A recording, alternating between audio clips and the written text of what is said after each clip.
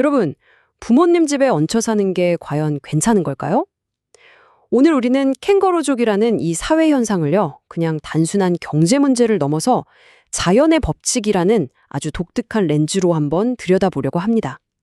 아마 이 관점이 여러분의 생각을 완전히 바꿔놓을지도 몰라요.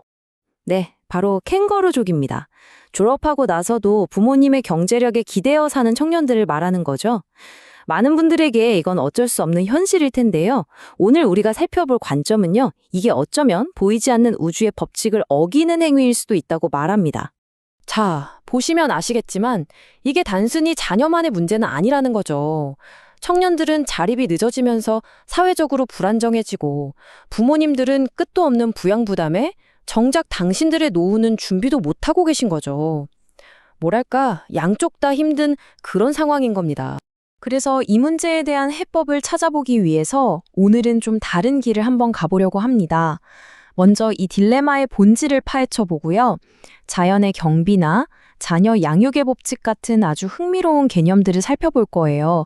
그리고 마지막에는 오늘날 청년들을 위한 정말 놀랍고도 실용적인 조언으로 마무리하겠습니다. 자, 첫 번째 주제, 캥거루족 딜레마입니다.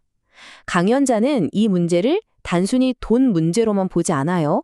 그에게 이건 성인이 되어가는 자연스러운 과정, 그러니까 인생의 아주 중요한 단계가 무너지고 있다는 신호인 거죠.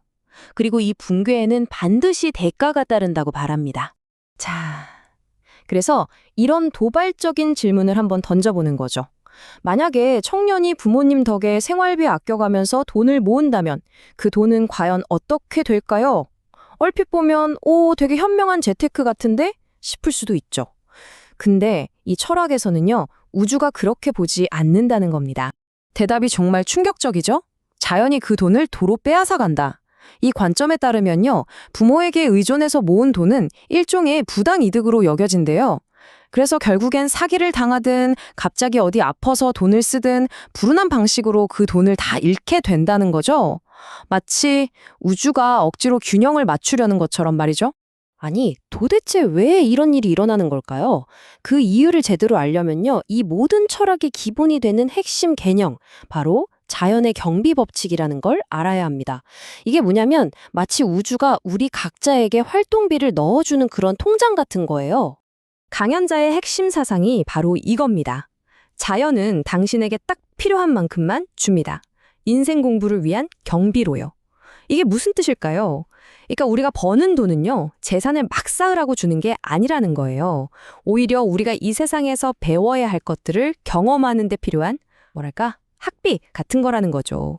그 이상도 그 이하도 아니고요. 이 경비가 얼마나 개인 맞춤형인지 한번 보세요. 만약 여러분의 인생 공부에 맥주가 필요하다? 그럼 자연은 딱 맥주값만 주는 거예요. 골프를 치면서 사람을 만나고 뭔가를 배워야 한다. 그럼 골프 비용을 대주는 거죠. 진짜 중요한 건 여러분이 하지 않는 일, 여러분의 성장에 필요 없는 일에는 단돈 1원도 주지 않는다는 겁니다. 정말 철저한 회계 시스템 아닌가요? 자, 근데 이 자연의 법칙이라는 게 개인의 삶에만 적용되는 게 아닙니다. 강연자는 이 원리가 부모-자식 관계, 그러니까 자녀 양육에도 아주 정확한 공식을 제공한다고 주장하는데요. 바로 힘의 균형이 어떻게 이동해야 하는지에 대한 법칙입니다. 이 타임라인을 보면 아주 명확해져요. 보세요. 7살까지는 의논 비율이 0%. 부모 말을 따라야죠.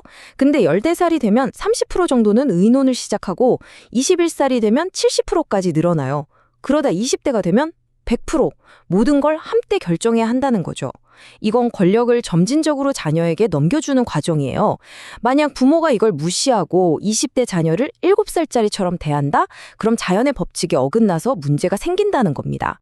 하지만 이 점진적인 변화는요, 딱 특정 나이가 되면 완전히 새로운 국면으로 접어들게 됩니다. 그게 바로 30살이에요. 이 나이가 되면 부모와 자식 사이에 있던 보이지 않는 계약이 끝난다고 강연자는 말합니다. 이 말을 한번 곱씹어보죠. 30이 넘으면 내 자식이 아닙니다. 그는 사회의 일원입니다. 이게 뭐 관계를 끊어라 이런 얘기가 아니라요. 관계를 다시 정의해야 한다는 겁니다. 이제 두 사람은 가족이라는 울타리를 넘어서 동등한 성인 대 성인으로서 사회적인 관계를 맺게 된다는 뜻이죠. 서른 이후에 새로운 규칙은 아주 구체적이에요. 부모는 조언은 할 수 있어요. 하지만 도움은 조건부입니다. 자녀가 그 조언을 듣고 따를 때, 그때만 도울 수 있다는 겁니다. 만약에 안 듣는다, 그럼 0.1%도 도와주면 안 돼요. 왜냐? 조언을 무시하는 사람을 돕는 건 자연의 순리를 거스르는 일이고 그 뒷감당은 고스란히 도움을 준 부모에게 돌아오기 때문이라는 거죠. 사회 구성원으로서 자립하려면 뭐가 제일 중요할까요? 당연히 일이죠. 하지만 이 철학은요, 일의 목적 자체를 완전히 새롭게 정의합니다. 돈을 버는 게 아니라 뭔가 다른 걸 위한 거라고 말이죠. 아, 요즘 진짜 좋은 일자리 찾기 너무 힘들잖아요. 많은 청년들이 낮은 임금에 임시직을 전전하면서 좌절감을 느끼죠. 그래서 이런 질문을 던질 수밖에 없는 거예요. 대체 왜 이런 일이라도 해야 하는 걸까? 이 질문에 대한 강연자의 대답은 아마 여러분이 한 번도 들어보지 못한 종류의 대답일 겁니다. 우리는 보통 일을 해서 돈을 벌고 집 사고 부를 쌓아야 한다 이렇게 배우잖아요. 근데 이 관점은 완전 정반대예요. 일은 부를 쌓기 위한 게 아니라 사회를 공부하기 위한 것이다. 그러니까 직장은 돈 버는 곳이 아니라 사회라는 거대한 학교의 강의실이라는 거예요. 목표는 돈이 아니라 경험이다 라는 거죠. 이게 바로 임시직의 철학이라는 건데요. 어떤 일이든 배움의 기회로 삼고 월급은 내가 공부하는 동안 쓰라고 자연이 주는 경비라고 생각하는 거예요. 그리고 불평 없이 2, 3년은 묵묵히 일하면 우주와의 신용이 쌓인다는 겁니다. 이렇게 신용을 잘 쌓은 사람에게 자연은 더 크고 좋은 기회를 준다. 이게 이 철학의 핵심이에요. 자, 그럼 이 모든 철학을 다 모아서 오늘날 부모님과 함께 사는 청년들에게는 어떤 실질적인 조언을 해줄 수 있을까요? 이 어려운 상황을 어떻게 헤쳐나가고 앞으로 나아갈 수 있을지 그 구체적인 방법을 한번 알아보겠습니다. 그렇다면 캥거루족으로 사는 거, 이거 무조건 나쁜 걸까요? 꼭 그렇지만은 않다는 게 핵심입니다.